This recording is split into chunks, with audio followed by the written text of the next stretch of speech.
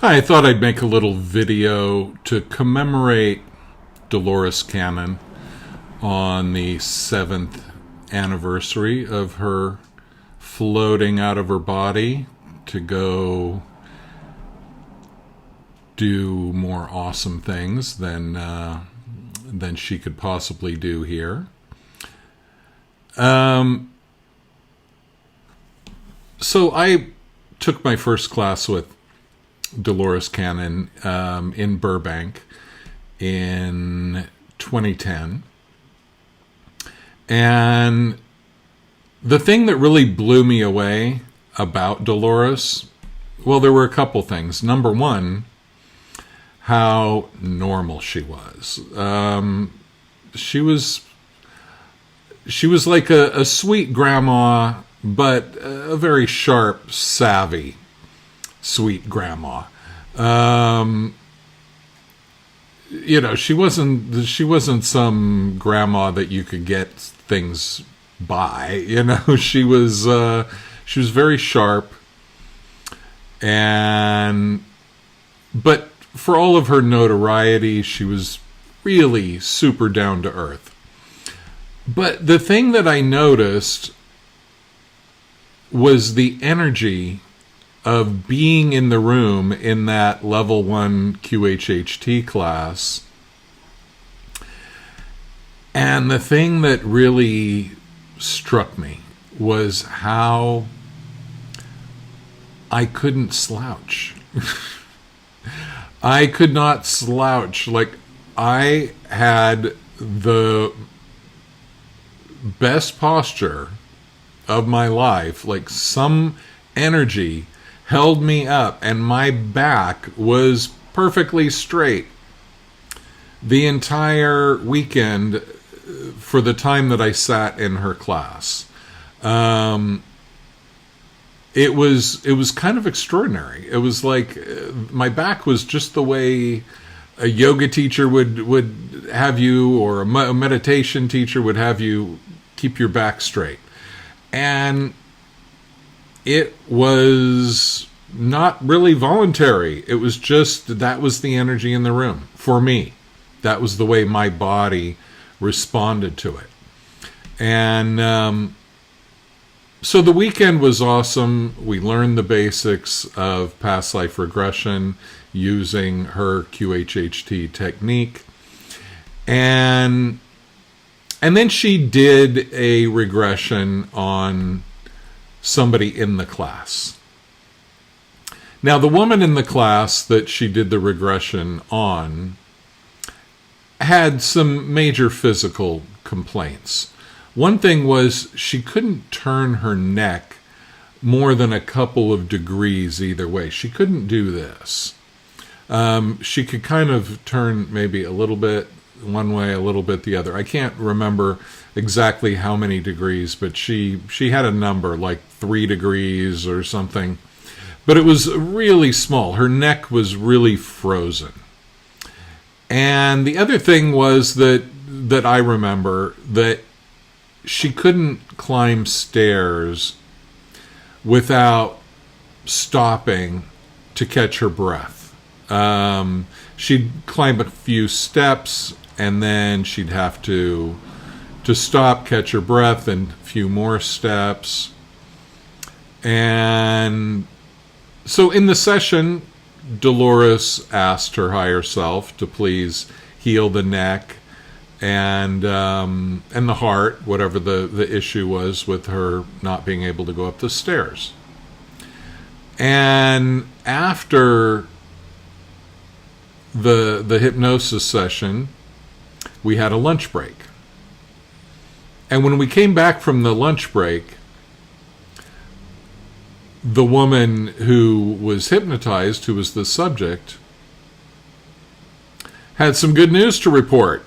And first of all, she said, "Look," and she was turning her head far more than she'd ever been capable of right before the hypnosis session. And then she said, on the way to lunch, she went up 2 flights of stairs and then just kept going and realized only later that she hadn't needed to stop on the way up the stairs. So she was really blown away. She was grateful. She was excited. It was a beautiful thing to see. And it also made us really excited to get going on this work. And now, in February, it'll be 12 years since I met Dolores and started doing QHHT. And by now, I've seen around 2,000 clients and have seen some very, very drastic healings, mainly on the emotional level, but also sometimes on the physical level. And I'm really grateful to her. Since she died, there have been clients of mine that actually have gotten messages. One client had a couple of dreams where he encountered Dolores, and she said, "Tell Andy I said hi and he's doing a great job. Keep the work, keep it up," something like that. And my client was really blown away because it was just like, in his dream, he was just kind of walking down the street in Brooklyn, and there was Dolores Cannon. So, he had a nice little chat with her. Other times I've had clients in hypnosis sessions say, "Oh, Dolores is here. She says hi." So that's really fun. I haven't had personal experiences of that kind, so I don't make a big story out of it, but I enjoy it when it happens. And, the thing is, on Facebook and elsewhere, people kind of refer to Dolores as a kind of source of information, which is absolutely appropriate. She did write around 20 books, and a lot of information came out. But one thing that I would like to tell people who are fans of Dolores Cannon, that she passed on her method to us, and everything that you would want to ask Dolores Cannon, you can ask, not necessarily asking her. She has better things to do than come down to answer all of our questions endlessly. But you can tap in through her method to your higher self, and you can ask the question. So anything that you want to know about metaphysics, about life, about your healing journey, about the spirit realm, is something that you can actually have your own QHHT past life regression session and put it on your list of questions. When clients come to us, QHHT practitioners, we ask them to bring a list of questions for the higher self, or as Dolores called it, the subconscious. And so I always ask people to ask questions that are things that they've always wondered about, or things that they want to transform in their life. And so when you prepare for your quantum healing hypnosis technique session, it's really important to sit down and put effort and consciousness and time into preparing your questions. Writing your questions is the first step of connecting to your higher self. And it's not something to do like the way I used to do my homework, like on the way to school. Okay? Don't write down your questions 5 minutes before your session. Sit down. Take an hour. Do a couple of drafts. And ask anything that you want to know. Now, I encourage clients not to overload. I say, I recommend 5 to 20 questions. It's, and I always tell people, it's your session. If you want to bring 100 questions, okay, fine. We might not get to all of them, but, I'm not here to limit you. But these hypnosis sessions last around 2 hours. And, I'd say there's about 20 minutes for asking questions usually.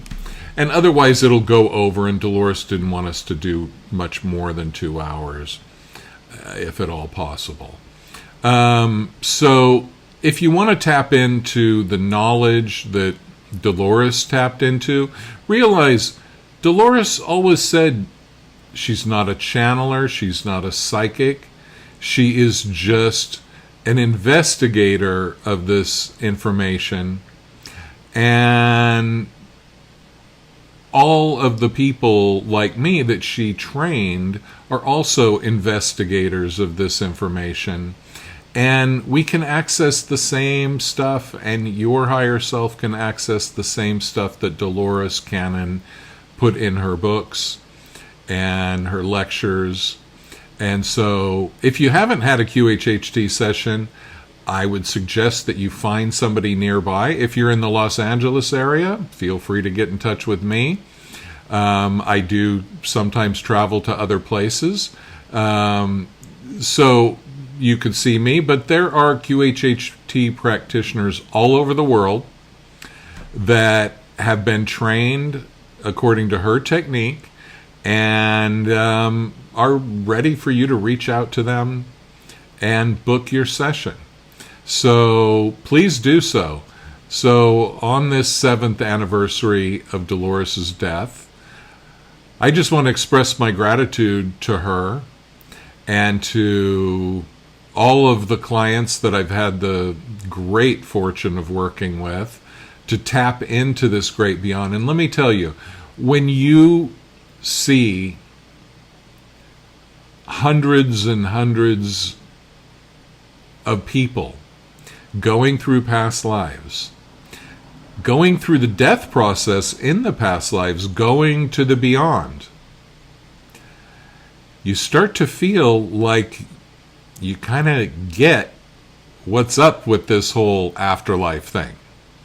And I always like to be careful with that, because I think it's going to be way beyond anything I can imagine when it actually happens. But when you think of how much humanity has focused on the question of life after death, all the religions that have been spawned, all the belief systems that have come about, because this question of what happens after you die.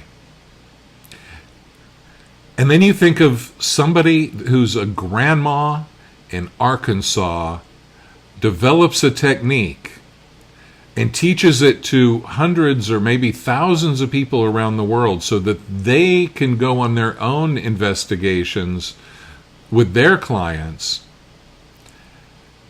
and actually get answers about this question that humanity has been asking itself since the beginning of time. What happens after you die? Well, Dolores found out a lot about it, and in the last 7 years, I'm sure she found out a hell of a lot more. So, congratulations, Dolores, on your ascension. I'm sure you're having a blast up there. Thanks for visiting my clients in their dreams and coming through in sessions. And, it's an amazing thing that you did for the world, and I am eternally grateful. Thank you, Dolores.